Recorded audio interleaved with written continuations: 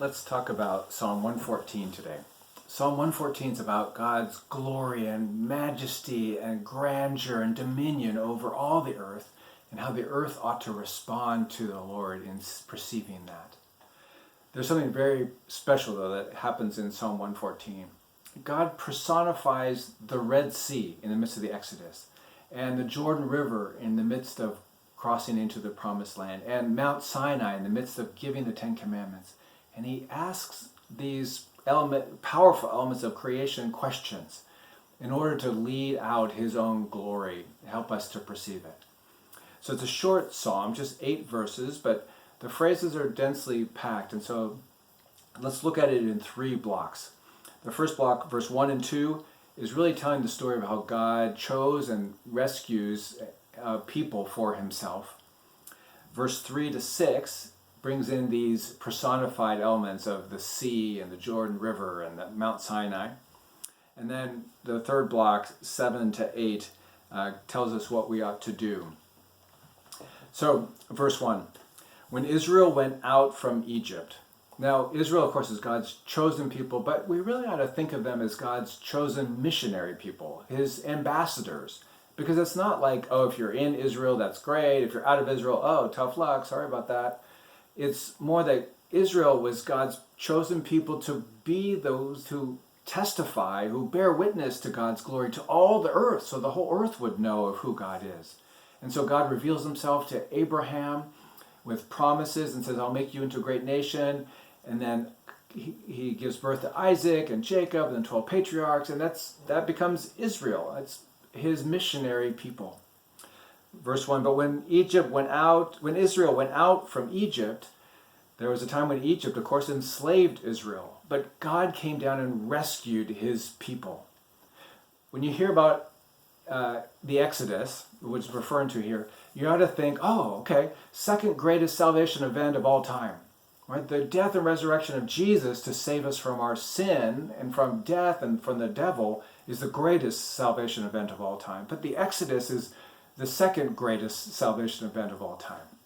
And so God is rescuing his people. The house of Jacob from a people of strange language is restating that first idea. Then verse 2 comes, and Jacob became his sanctuary. God dwelt with his people in the tabernacle and the temple. I think this is speaking of the time when God plants them in the promised land, and they are living there together, and God's promises are coming true, and they're stable and secure. Israel, his dominion, is again stating that. So God has chosen his people, he's rescued them, he's led them to the promised land, and he's dwelling with them. Then in the second block, things shift. So verse 3, the sea looked and fled. So this is the scenario of the Exodus, of God coming down and parting the Red Sea through Moses. But it's from the perspective of the sea. It's like God comes down and then the sea looked at the Lord showing up and it fled. It ran away from the Lord because it was in terror. Have you ever been to the beach on a stormy day? And you see especially the power of the sea then, right? You're not nonchalant about it. You're not like, oh, I'll go for a dip. No, you realize these waves could crash and destroy my house. They could kill me. They can destroy ships and sink them to the bottom of the ocean. You realize, gosh, the sea is so powerful. But that sea that is so powerful took one look at the Lord and it fled from him. So if the sea does that, how much more should we do that? The next phrase, so you could read about the Exodus, the sea looking and fleeing in Exodus chapter 14, or in 15 verse 8 speaks about the sea, especially in Exodus.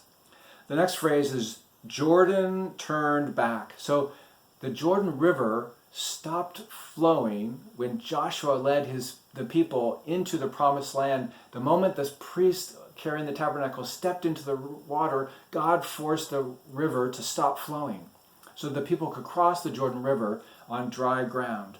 And so it's stating how Jordan River, as a personified person, turned back from the Lord. Oh, the Lord's here. I'm not going to keep flowing. I'm running away from the Lord. That's the Lord's grandeur and glory. And then verse 4, and so you could read about that. in crossing into the promised land in Joshua chapter 3 and Joshua chapter 4, or it's summarized in Joshua 4:23 to 24.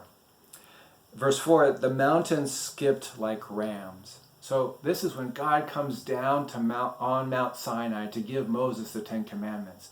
And the Mount Sinai is like skipping like a ram. It's nervous, it's jumping around, it's shaking, it's like, I can't handle the Lord coming down upon me. That's God's grandeur and glory.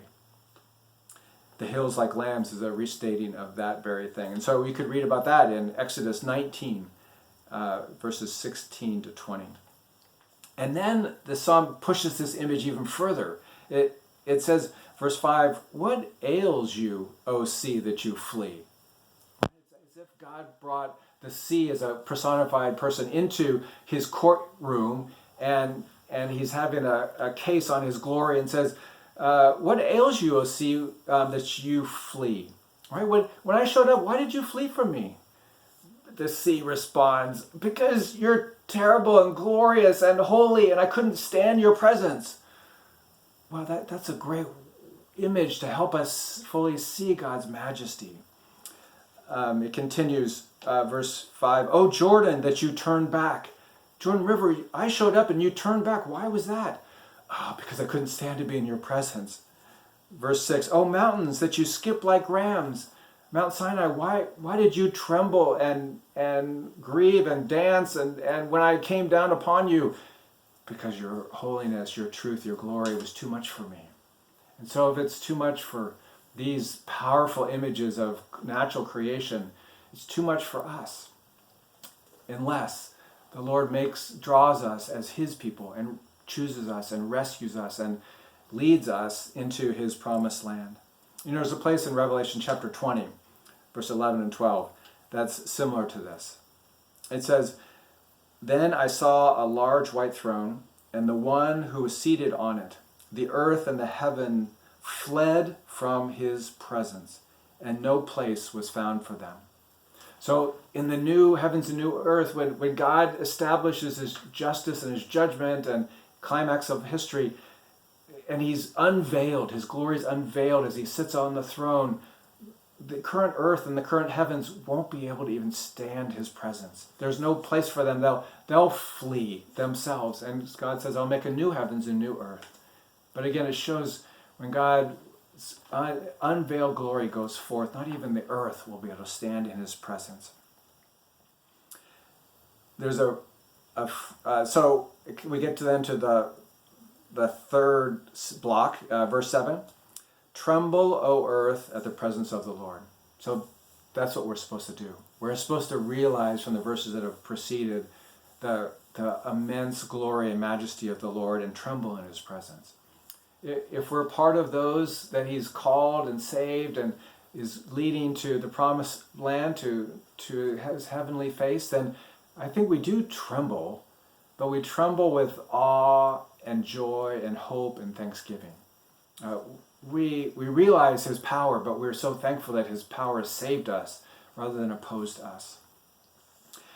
But I want to end on a note that fits our situation currently in verse 8.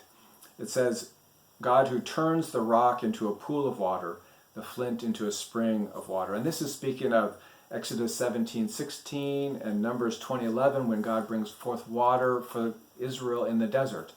You know, God rescued his people, leads them through the wilderness, but there's times where there's no water, and they cry out to the Lord. And what does he do? He preserves them. He brings forth water from the rock, turns the rock into a pool of water to quench the thirst of his people, because he loves them and he knows them and he wants to preserve them, and he is preserving them. And so for us, in the midst of this time of coronavirus, and some of us are afraid of what's going to take place, and the future's uncertain, and we're worried about our health, we're worried about the effects of social distancing.